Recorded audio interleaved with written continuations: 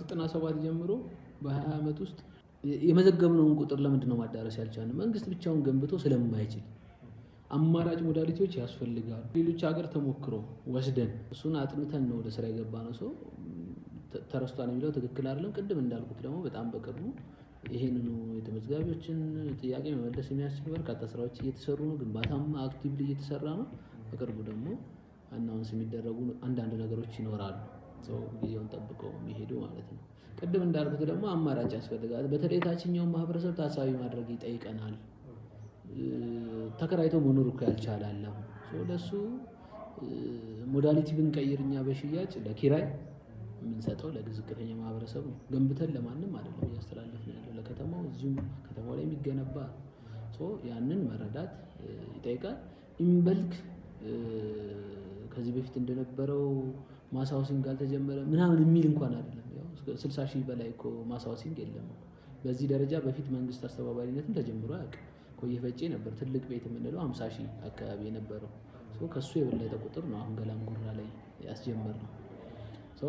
በተለያየ አማራጮች ቆጣቢውን ቅድሚያ የሚሰጥ ነው። አሁን ቆጣቢዎችን ቅድሚያ የሚሰጥ ማዕከል ያደረገ ነው ስራችን። ደግሞ አዲስ ፍላጎት ማንመዘግበው እኮ ለምንድን ነው? ቅድሚያ የቆጠብነውን እናዳርስ ነው እንጂ አሁን ባለን ጥናት እኮ ኒርሊ ከ1 ሚሊዮን በላይ አዲስ ፍላጎት አለ።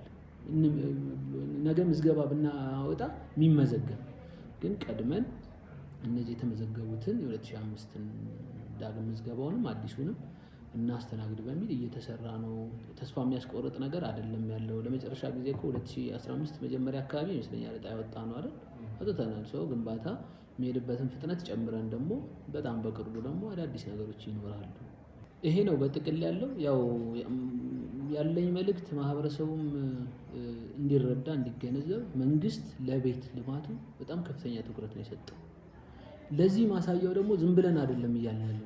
በኮሪደር ልማት የለሙ አካባቢዎች ላይ መሀል ከተማ በፊት ቤት የሚገነባው በጣም ጥግ እየተካሄደ አዳዲስ ለህብረተሰቡ ኢንፍራስትራክቸር ለማቅረብ በጣም ችግር የሆነበት፣ አሁን ግን መሀል ከተማ የተነሱ በልማት የተነሱ አካባቢዎች የተሻለ ውበት ያላቸው ቤቶች፣ ምቾት ያላቸው ቤቶች ይገንቡ ተብሎ ማህበረሰቡን እዛ ለማስገባት በርካታ ስራዎች እየተሰሩ ነው። ማሳየት የምንችላቸው የተጀመሩ ፕሮጀክቶች ቅድም የገለጽኳቸው ግንፍሌ ላይ ራስ አምባ ፊት ለፊት የምንሰራው ወደ 20 ብሎክ አካባቢ ገነባ ነው። ኒርሊ ከ1,000 ምናምን በላይ ቤቶች አሁን ፌዝ 1 ብለን ሀፉን ጀምረናል። ከ650 ቤት በላይ የተገነባ ነው በጣም በፍጥነት።